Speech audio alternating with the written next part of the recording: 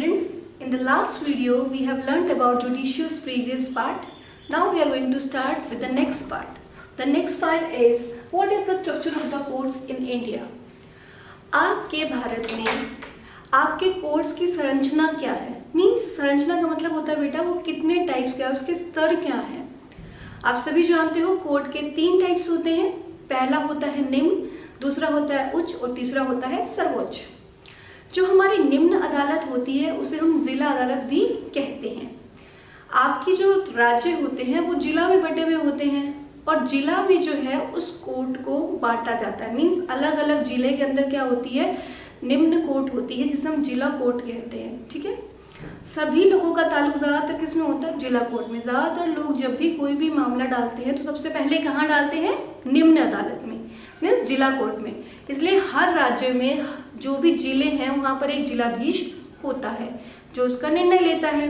अगर आप उससे सेटिस्फाइड नहीं है जो निर्णय जिलाधीश ने दिया है, जो निर्णय आपकी जो जिले की जो न्यायालय है उसने दिया है, तो आप अपना जो है मामला कहाँ फाइल कर सकते हैं बच्चों, कहाँ, वेरी गुड, कहाँ फाइल कर सकते हैं हम लोग, उच्च न्यायालय में. उच्च न्यायालय क्या होता है बेटा, जिला के अंदर सिर्फ एक ही होता है, एक ही उच्च न्यायालय होता है हर जिले के अंदर, हर राज्य के अंदर सिर्फ एक ही होता है. मतलब आपकी जो डिस्ट्रिक्ट है, डिस्ट्रिक्ट के अंदर जो राज्य आपका है, जो स्टेट है, उसके अंदर सिर्फ एक ही होता है. आपकी स्टेट के अंदर सिर्फ एक ही उच्च न्यायालय होता है, वो उसका सबसे बड़ा ऊंचा न्यायालय होता है. ठीक है, जिला के बाद आप कहाँ पर करते हो, कहाँ करते हो अप्लाई, उच्च न्यायालय में, और जो कि जिले का सर्वोच्च न्यायालय है, जिले का सबसे ऊंचा न्यायालय है. ठीक है, हर राज्य का अपना एक उच्च न्यायालय होता है. अगर हम उससे भी सेटिस्फाइड नहीं होते तो हम कहाँ जाते हैं, सर्वोच्च न्यायालय. कहाँ जाते हैं, सर्वोच्च न्यायालय, यानी कि सुप्रीम कोर्ट में. सुप्रीम कोर्ट जो होता है बेटा वो सभी न्यायालयों का हेड है, सबसे ऊपर की जो है वो शाखा होती है और उसका जो न्यायाधीश होता है वो सभी जो भी आपकी अदालतें हैं उसका हेड माना जाता है. ठीक है, और वो जो राय देगा, वो जो निर्णय देगा, वो सभी को मानना पड़ता है. अब हमसे आपने फर्स्ट जो आपका मैंने शुरुआत की थी उसमें पूछा था कि क्या सभी जो कोर्ट हैं वो एक दूसरे से जुड़े हुए हैं, क्या वहाँ पर एकीकृत प्रणाली लागू होती है. जी हाँ, बिल्कुल, हमारे जो कोर्ट है वहाँ पर एकीकृत प्रणाली लागू होती है, क्योंकि जो निर्णय सर्वोच्च न्यायालय ने दे दिया उसी बात को सभी न्यायालयों को मानना पड़ता है, वही फाइनल डिसीजन होता है. इसकी संरचना को हम एक केस के द्वारा समझ सकते हैं. आपको जैसे मैंने यहाँ लिखा, हम एक केस की स्टडी करेंगे. उसमें क्या है बेटा, एक केस है जिसमें क्या है, दिल्ली का एक केस है. एक लक्ष्मण नाम का व्यक्ति था, उसकी शादी हुई थी सुधा नाम की लेडी से और वो शादी हुई थी फरवरी 1980 में. अब जब उनकी शादी हुई तो 2 दिसंबर 1980 को जो सुधा थी उसकी डेथ हो गई, वो मर गई. अब जो सुधा के माता पिता थे उन्हें ये बात बहुत बुरी लगी. उन्होंने क्या किया, इसके खिलाफ क्या कर दिया, मामला दर्ज कर दिया, अपील दायर कर दी. ठीक है, कहाँ करी अपील, सबसे पहले कहाँ आपकी अपील दायर होगी बेटा, निम्न कोर्ट यानी जिला कोर्ट में. वहाँ उन्होंने अर्जी दे दी. जब उन्होंने वहाँ अर्जी दी तो कोर्ट ने, अदालत ने जब मामले की सुनवाई की तो उन्होंने क्या करा, वहाँ के गवाह के रूप में जो 4-5 पड़ोसी थे उन्हें बुला लिया. और जब उन्होंने बुलाया तो उनसे पूछताछ की. पड़ोसियों ने क्या बताया कि जो हमारा जो पड़ोसी है, हमने 1 दिसंबर की रात, इसकी डेथ कब हुई थी, 2 दिसंबर 1980 को. उन्होंने कहा कि 1 दिसंबर की रात को हमने जो है सुधा के चिल्लाने और चीखने की आवाज़ सुनी थी और हमने जो है दरवाजे को ज़बरदस्ती तोड़कर, फोर्सफुली तोड़कर हम इनके घर में घुसे थे और हमने देखा कि जो लक्ष्मण है उन्होंने क्या किया था, अपनी बीवी के ऊपर आग लगाई थी. इनकी सासू माँ जो है उन्होंने क्या किया था, इसके ऊपर क्या डाला था, मिट्टी का तेल फेंका था और लक्ष्मण कुमार ने क्या किया था, आग लगा दी थी. तो इनके जो है बयानों के बावजूद और इनके जो देवर हैं वो भी साथ रहते थे, इनके जेठ सुभाष जी, तो क्या किया कोर्ट ने, तीनों को ही क्या दे दिया, क्या दे दिया बच्चों, फांसी की सजा दे दी. अब इससे ये खुश नहीं थे. इन्होंने कहा कि हमने ऐसा कुछ नहीं किया, हमने अपने बचाव में कहना शुरू कर दिया कि हमने तो कुछ किया ही नहीं. सुधा जो है दूध गर्म करने गई, गैस में जो स्टोव था उस पर उसकी आग लग गई, चुन्नी में, साड़ी में, और वो मर गई. हमने कुछ भी नहीं किया. तो क्या हुआ, इन्होंने ये जो अपनी अपील है वो कहाँ दायर कर दी, उच्च न्यायालय में. कहाँ दायर कर दी, उच्च न्यायालय में. अब हाई कोर्ट में जब ये अपील की इन्होंने तो उस कोर्ट ने अपना फैसला शुरू किया, अपनी जांच देनी शुरू की। जब उन्होंने फैसला दिया तो उन्होंने क्या कहा कि आप तीनों जो है क्या है, दोषी हैं। कौन तीनों? सभी के सभी दोषी हैं। अब इस बात को जो है उन्होंने फिर जो उच्च न्यायालय था उसने कहा कि आप सभी के सभी दोषी हैं। उन्होंने क्या करा, उसका चेकआउट किया। मीन्स जो निम्न न्यायालय ने हमें फैसला दिया था जो दोषी का, उन्होंने उस पर चेकआउट करना शुरू किया। उन्होंने फिर से अपनी जो है एक समिति बिठाई और जो भी आपके वो थे गवाह वगैरह उनको सुना। तो उससे उन्होंने क्या करा, इन तीनों को ही बरी कर दिया। किसको? सुभाष को भी, उसकी सास को भी और लक्ष्मण को भी, कि इन्होंने हत्या नहीं की, वो तो खुद ही एक्सीडेंटली जल गई थी। ये बहुत खुश हो गए तीनों और तीनों फ्री होकर बाहर आ गए। किसकी वजह से? सिर्फ उच्च न्यायालय के डिसीजन की वजह से। निम्न न्यायालय से बड़ा कौन था? उच्च न्यायालय। तो उच्च न्यायालय ने जो डिसीजन दिया वो किसे मानना पड़ा? निम्न न्यायालय को। तो उच्च न्यायालय ने कहा आप फ्री हो, तो ये फ्री हो गए। लेकिन ये बात जो है हमारे, आपको पता होगा कि इससे पहले हमने पढ़ा था, जो हमारे वुमेन वेलफेयर एसोसिएशंस होती हैं वो हमेशा ही कहीं ना कहीं इन चीज़ों में लगी रहती है कि हमें पता चले सच्चाई क्या है।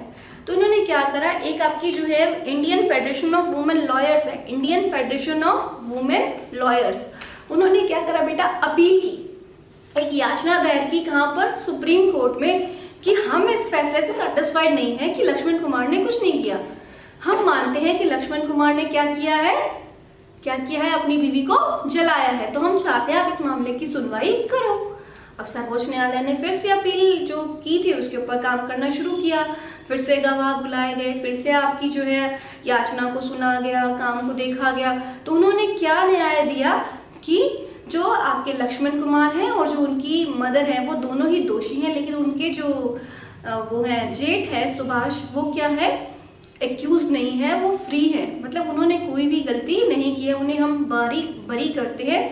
क्या हुआ, उनके जो जेठ थे उन्हें बरी कर दिया गया और जो सास थी और जो पति थे उन दोनों को क्या कर दिया गया, उम्र कैद की सजा दे दी गई। तो जो सर्वोच्च न्यायालय का मतलब न्याय था, जो भी फैसला था, वो सभी किसको मानना पड़ा, कोर्ट्स को मानना पड़ा, चाहे वो निम्न थी चाहे वो उच्च अदालत थी। तो इस तरह से हम कह सकते हैं कि हमारा जो न्यायालय है वो एकीकृत रूप में कार्य करता है। ठीक है बच्चों, समझ में आया आपको ये वाला पॉइंट? उसके बाद बेटा जो हमारी डेट्स थी वो आप ध्यान से देख सकते हैं। जो आपकी वो थी सुभाष थे, उनके साथ उनकी मैरिज कब हुई थी, सुधा की मैरिज कब हुई थी, फरवरी 1980 में। और उनकी जो डेथ हुई थी वो कब हुई थी, 2 दिसंबर 1980 को।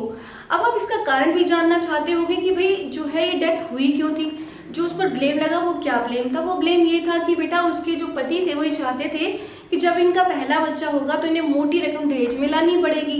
दहेज नहीं लाई थी इसलिए उन्होंने जला दिया। और ये केस जो है 1983 में फाइल हुआ था। कहाँ पर?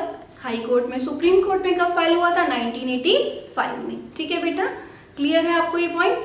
अब आते हैं हम नेक्स्ट पॉइंट की तरफ, that is what are the different branches of the legal system. आपका जो लीगल सिस्टम है उसकी शाखाएं क्या है, मीन्स जुडिशरी ने अलग अलग पार्ट्स में खुद को डिवाइड किया हुआ है ना। तो वो कितने पार्ट्स में डिवाइडेड है? वो 2 पार्ट में डिवाइडेड है, क्रिमिनल और एक सिविल। क्रिमिनल का मतलब क्या होता है बेटा, जो आपके दहेज से रिलेटेड, जो आपके चोरी से रिलेटेड जो काम आपकी जो है वैधता को तोड़ते हैं, जो आपके अकॉर्डिंग क्या है आपके लॉ को तोड़ रहे हैं, वो क्या है, क्रिमिनल। जिनसे हम क्या हो रहे हैं, प्रताड़ित हो रहे हैं, वो क्रिमिनल लॉ होते हैं। प्रताड़ित मीन्स दुखी होना, ठीक है, मतलब बुरी तरह से आप क्या हो रहे हैं, उसमें शैटर्ड हो रहे हैं। Criminal laws deals with conduct और act that the law defines as offence. उन्हें क्या माना जाता है, ऑफेंस माना जाता है। तो ये सारे किसके अंदर आते हैं बेटा, क्रिमिनल लॉ के अंदर। फॉर एग्जाम्पल चोरी, दहेज। दहेज जो है बेटा क्या कर रहा है, किसी भी समाज के लिए क्या है बेटा, शर्मनाक प्रक्रिया है। मीन्स उसकी जो है पूरी की पूरी जो वो होती है हमारी इमेज होती है वो ध्वस्त कर देता है।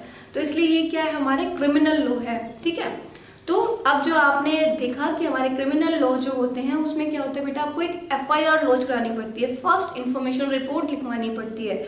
उसके बाद जो है उस फैसले के आधार पर व्यक्ति को जेल या कोई भी सजा जो भी हुई है, उम्र कैद या जो भी उसको फांसी की सजा, वो सब दी जाती है। ठीक है, और इसमें क्या होता है बेटा, दूसरी होती है सिविल लॉ। सिविल लॉ का मतलब होता है दीवानी मामले, जिसमें की है कि आपके जो छुटपुट काम है उसके रिलेटेड, जैसे कोई किराएदार है वो किराया नहीं दे रहा, कोई प्रॉपर्टी का मामला है, प्रॉपर्टी मेरी है, आपने उस पर कब्जा कर लिया, उसे हटाया, तो ये सारे क्या है, दीवानी मामले। इसको हम रीड करते हैं, डील्स विद एनी हार्म और injury to the right of individual. जब आप किसी के अधिकार को क्या कर रहे हैं, हानि पहुंचा रहे हैं, उसके अधिकार को आप नहीं मान रहे हैं, उसके अधिकार का आप हनन कर रहे हैं, तो किसके अंदर आएंगे, सिविल लॉ के अंदर। और जब आप क्या कर रहे हैं, किसी भी ऑफेंस को कर रहे हैं, ऑफेंस मीन्स बेटा किसी भी आप क्या कर रहे हैं, कोई बुरा काम कर रहे हैं, कोई आप अपराध कर रहे हैं, ऑफेंस मीन अपराध, तो आपराधिक जो क्रियाएं होती हैं वो क्रिमिनल में आती हैं। और जो आप किसी की जो राइट होता है उसको जब आप होल्ड कर लेते हो, उसके राइट को आप उसके हाथ में नहीं रहने देते हो, तो वो आते हैं आपके सिविल लॉज के अंदर। ठीक है, इसके अंदर बेटा क्या आता है, आपकी रेंट, आपकी प्रॉपर्टी से रिलेटेड जो भी आपके प्रॉब्लम्स है वो सब। फॉर एग्जाम्पल घर मेरा है, ठीक है, और मेरे घर पर किसका राज चल रहा है, बताइए, मेरा घर है और मेरे घर पर ही बाहर का कोई पर्सन आकर कहे ये घर मेरा है, और मैं यहाँ से आपको निकालता हूँ, जबरदस्ती निकाल रहा है, क्या कर रहा है, फोर्सफुली कर रहा है, जबकि घर मेरा है, तो इसमें क्या हो रहा है, क्या हो रहा है बेटा, मेरे राइट का, मेरा जो अधिकार है उसका हनन हो रहा है। तो ये कौन सा मामला हुआ, सिविल लॉ। ठीक है, इसमें क्या होता है बेटा, आपको सिर्फ एक एप्लीकेशन फाइल करनी होती है, याचिका दायर करनी होती है अपने कोर्ट में, निम्न कोर्ट में, निम्न कोर्ट के बाद आप चाहें तो हाई कोर्ट, हाई कोर्ट के बाद चाहें तो आप सर्वोच्च न्यायालय में। तो इस तरह से आपने अपील दायर की, आपकी अपील पर मतलब जो है वो सुनवाई करते हैं, और सुनवाई के बाद वो अपना डिसीजन देते हैं कि आपको रेंट देना होगा। जो बाकी है, जैसे रेंटल इनकम की बात करें हम, अगर किसी ने रेंट नहीं दिया है तो वो उसको क्या कह सकती है, जो आपकी न्यायालय है कि आप इनका रेंट पे कर दीजिए, उस जगह को वहाँ से वो खाली करा देते हैं। तो ये सब क्या है बच्चों, हमारा सिविल लॉ। नेक्स्ट आता है बेटा, does everyone have access to the court. क्या हमारे जो कोर्ट तक सभी की एक्सेस है, क्या सभी व्यक्ति कोर्ट में याचना दायर कर सकते हैं, क्या सभी व्यक्ति कोर्ट में जा सकते हैं, आप ही बताइए, क्या कोर्ट सभी व्यक्तियों के लिए है, क्या सभी व्यक्ति कोर्ट में जा सकते हैं?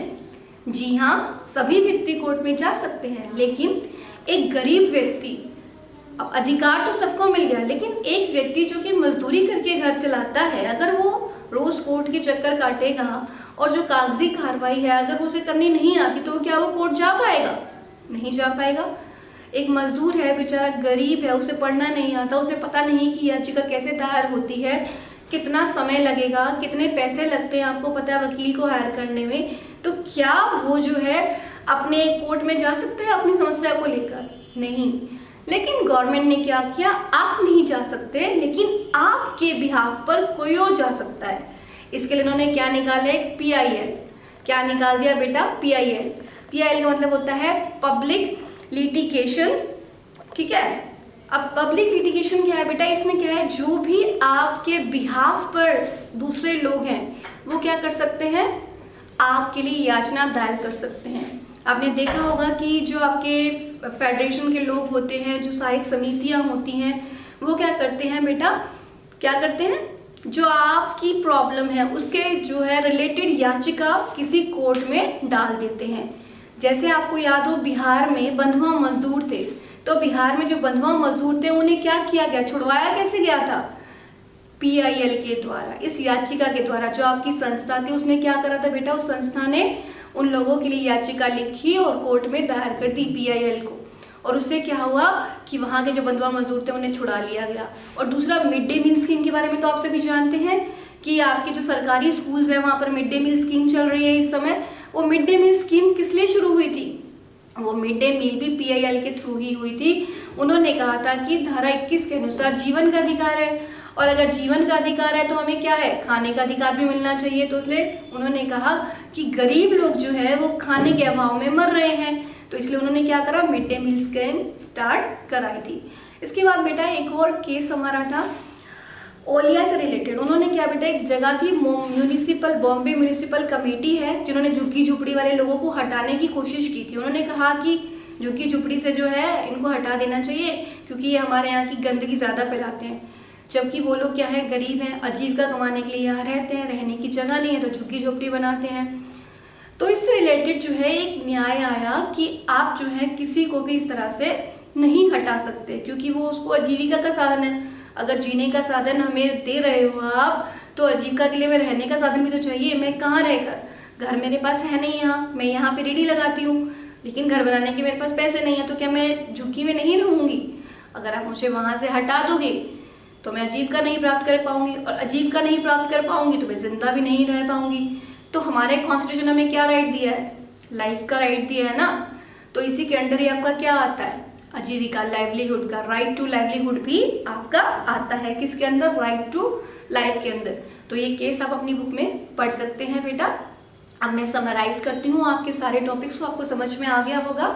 चलिए, हमने इसमें पढ़ा था बेटा, फर्स्ट पॉइंट आपके पढ़े थे जो आपने हमने स्टार्टिंग में पढ़ा था, उसमें हमने पढ़ा था कि जुडिशरी है क्या। सेकंड पॉइंट में हमने पढ़ा था कि बेटा जुडिशरी जो है उसका रोल क्या है। उसमें हमने पढ़ा था कि वो विवादों का निपटारा करती है और न्यायिक समीक्षा देती है। फिर हमने पढ़ा कि आपके जो अधिकार है, मौलिक अधिकार है, उसका हनन तो नहीं हो रहा, ठीक है। उसके बाद आपने उसके अंदर हाकिमशिप की कहानी पढ़ी थी। उसके बाद आपने क्या पढ़ा था बेटा? उसके बाद हमने देखा कि हमारी जो है वो न्यायपालिका है वो स्वतंत्र है, उस पर किसी भी प्रकार का किसी का भी क्या है? अधिकार नहीं है। उसके बाद आपने पढ़ा बेटा कि अगर वो स्वतंत्र है तो फिर क्या है, उसके अंदर कितने प्रकार हैं। ये सारी चीज़ें आप पढ़ रहे हो, उसके अंदर कितने संरचना है, उसके प्रकार कितने हैं, ये सब चीज़ें हमने भी रीड की।